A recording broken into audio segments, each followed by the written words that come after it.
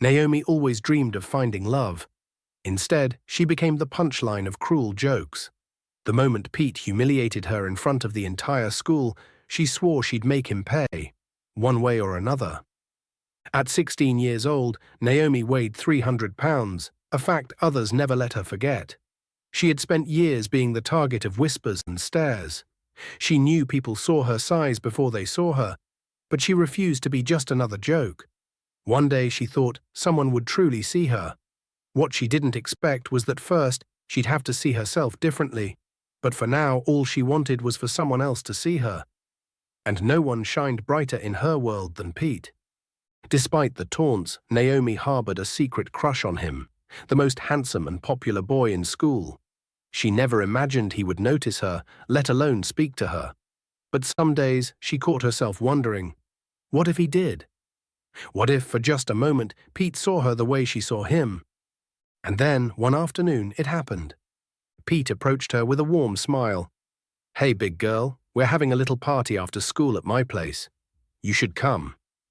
Naomi hesitated, but the word friends lingered in her mind. Eager for acceptance, she agreed. She could not believe that Pete had invited her to a party. This is my chance to make a lasting impression on him, she thought. Excited to please Pete, she spent all her savings on a beautiful new hot dress for the party, and even borrowed money to buy Pete flowers and an expensive gift. That night, she arrived at the party, nervous yet hopeful. She hoped that this day would start something special for her and Pete. Pete's house was full of students and his friends. Everyone was having fun at the party. When she handed Pete flowers and gifts, the room suddenly went quiet. Then something strange happened. The entire room erupted in laughter. Naomi was confused. Why are they laughing, she thought. Just then, Pete stood up and called the crowd to attention. Naomi's heart raced with excitement and fear. She eagerly waited for him to say something sweet, but his words sliced through her heart like shattered glass. "It's all a bet," Pete chuckled, glancing at his friends. "Man, I can't believe she actually fell for it," he said, "like I'd ever date her. We wanted to see if I could go out with the ugliest girl in school." The room burst into laughter again. Naomi's heart shattered. Her body felt weak, and her face turned pale. She couldn't believe Pete could be this mean. This can't be, she thought. She hoped Earth would crack open and swallow her whole, disappearing into thin air. As if that wasn't enough, Pete's girlfriend emerged from the crowd, eyeing Naomi with a smirk. "Did you honestly think someone like Pete would ever choose you?" Naomi's eyes widened. Her heart pounded in her chest, and tears filled her eyes. The laughter grew louder and louder, ringing in her ears. She couldn't take it anymore. Covering her face in shame, he turned and ran out of the party. As she ran, Naomi's mind swirled with anger and humiliation. She had been crushed. She couldn't imagine she had a crush on the meanest man on earth. She was ashamed of herself. Deep down, something dark started to grow inside her, a burning desire for revenge. When Naomi got home, she locked herself in her room and cried until her eyes were swollen. Her heart ached with pain and embarrassment. He picked up his phone, hoping to find comfort in watching silly and fun TikTok videos, but it only worsened things. The party's gossip was all over social media, and everyone made fun of her, calling her mean names and making funny jokes about her. Naomi felt like the whole world was laughing at her. "My time will come, and I will surely get my revenge," Naomi promised herself.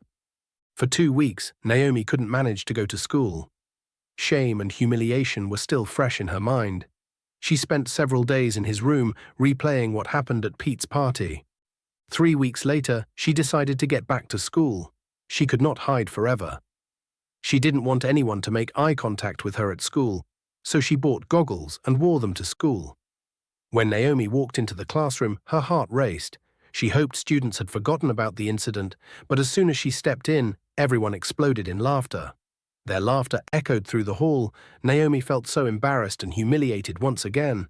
An idea crossed her mind, to get out of class and run away, but how long would she be running, she thought. Naomi kept her head on the desk, tears swelling in her eyes, hoping the laughter would die. But it didn't. The whole class laughed even louder.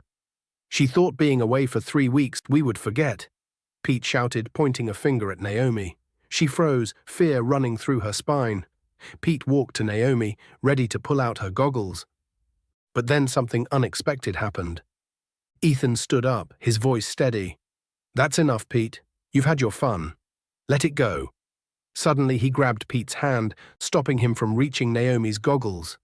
Everybody was quiet for a while, surprised by his courage. "Enough of making fun of her," Ethan said in a firm voice. Pete's smirk faltered.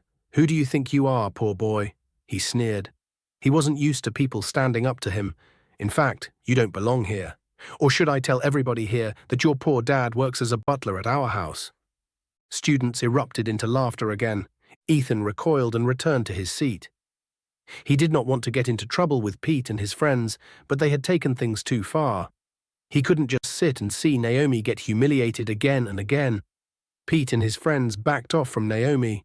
Some whispered that Pete was taking this too far, but no one dared to speak up against him.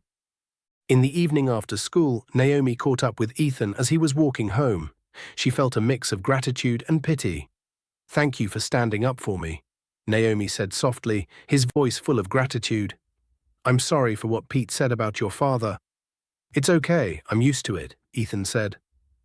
At the gate, Naomi and Ethan stood there, stealing glances from each other. Naomi felt ashamed for ever believing she and Pete could be friends. She couldn't believe how cruel and cold-hearted he was. "Can we be friends?" Naomi asked shyly. "Of course, why not?" Ethan replied. They exchanged phone numbers and continued their conversation while they waited to be picked up. A flashy, high-end car arrived. It was Pete's driver. Soon Naomi's mother came and rolled down the car window. "Hey Naomi, I see you've made a friend. Let's go home," she said. Naomi smiled and turned to Ethan. "Hey, do you need a ride? Mum will drop you off at your house." Ethan's face lit up with surprise and happiness. He wasn't used to people offering him kindness like this. "Really? That would be great," he said, feeling grateful. Ethan hopped into the car and they drove off. As the car pulled up in front of Ethan's humble house, he thanked Naomi once more before getting out. "Take care, Naomi," Ethan said as the car drove away. Naomi waved and felt warmth in her heart despite the rough day. That evening, Ethan's father arrived home later than usual. He didn't have the usual happiness on his face. He said they had an altercation with Pete, and Pete was saying mean things about him and the family, but he let go and let the boy be. Back at school, Pete's behavior was getting worse. Every day he was involved in bullying other students and even disrespecting teachers. Frequently, Mr. and Mrs. Johnson, Pete's parents, would be called to school to resolve the matter.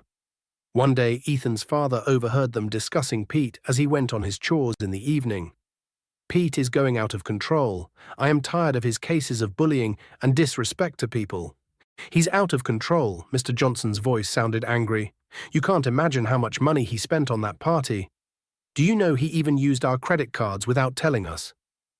Ethan's father's heart raced as he listened. Mr. Johnson sighed deeply. "None of our kids has given us this much trouble. We regret the day we took him in after her real father died." Ethan's father was shocked. What did they just say? He thought. Pete isn't their real son. Mr. Johnson continued, "We've done everything for this boy, but he's been nothing but trouble." One day, on a weekend, Naomi visited her cousin Tasha. Tasha was a young, rising artist, gaining fame on social media. As Tasha showed Naomi the latest project she was working on, they saw a notification pop up on Tasha's phone.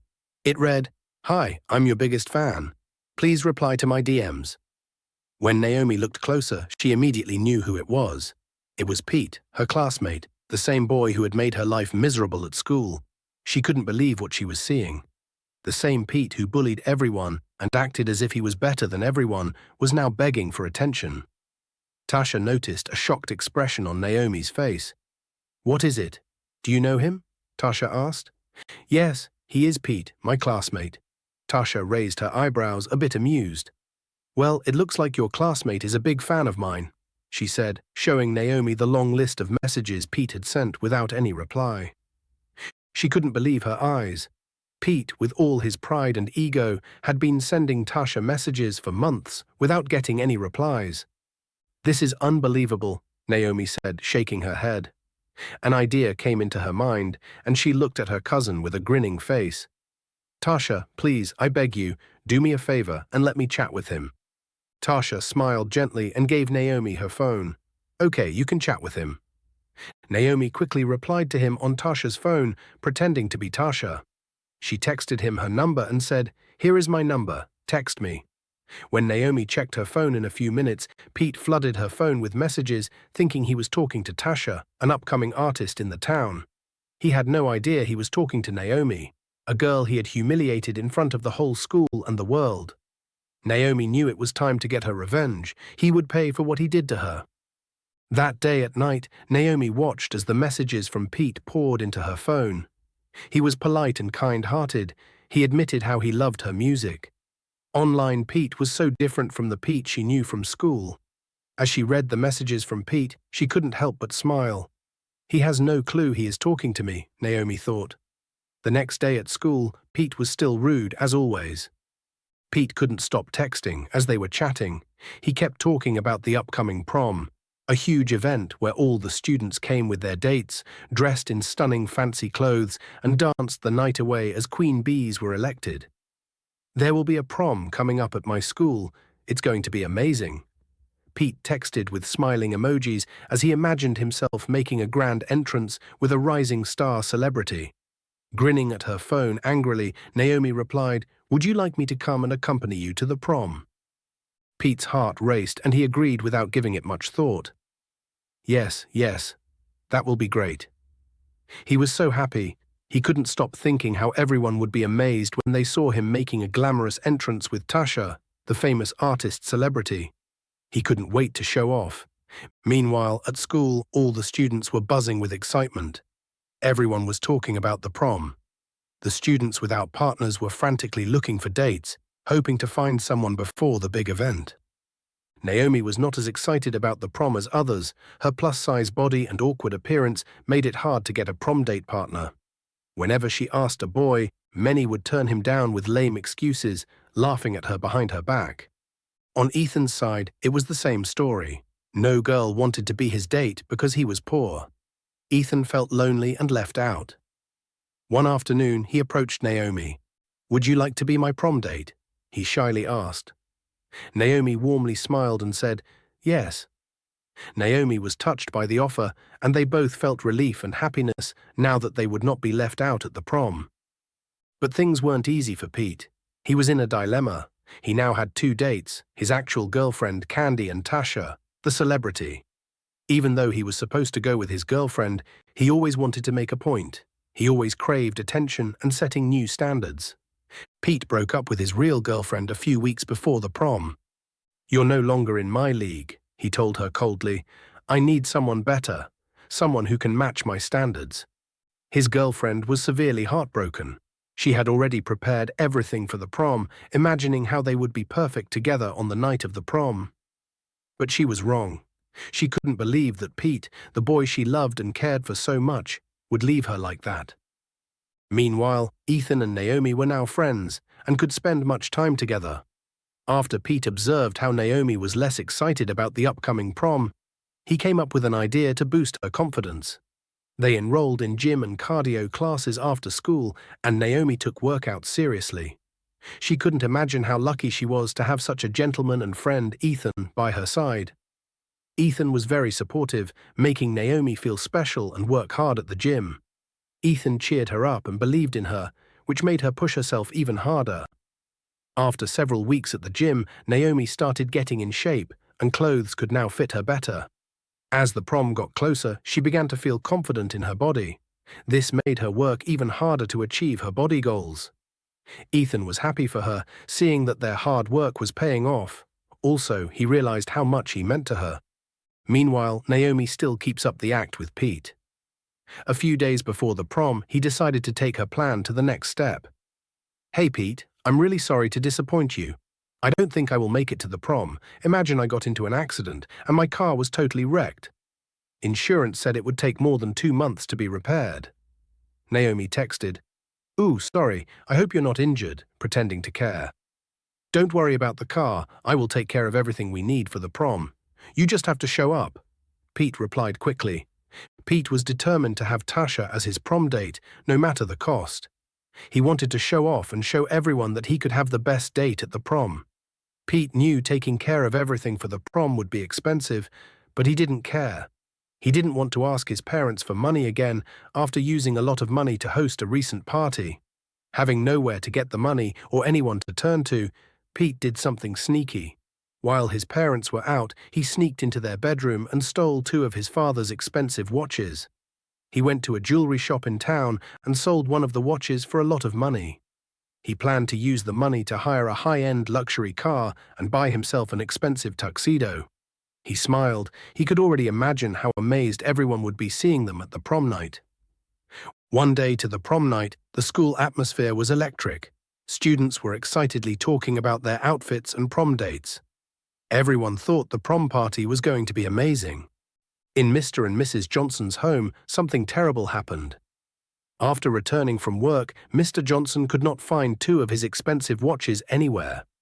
He searched every drawer in the house, but the watches were gone. Mr. Johnson was restless. His heart raced. In the living room, Pete silently listened as his father shouted with disbelief. He came running, pretending to be shocked and concerned. "Father, are you all right?" Pete asked. "My 2 expensive watches. I cannot find them anywhere," his father said, worried. This was the perfect time to fix Ethan's father for the missing watches, Pete thought. "Father, I know what might have happened. Earlier today, I saw Ethan's father sneaking into the room. I did not think much of it then, but now it makes sense. He must be the one who stole your watches." Mr. Johnson was shocked.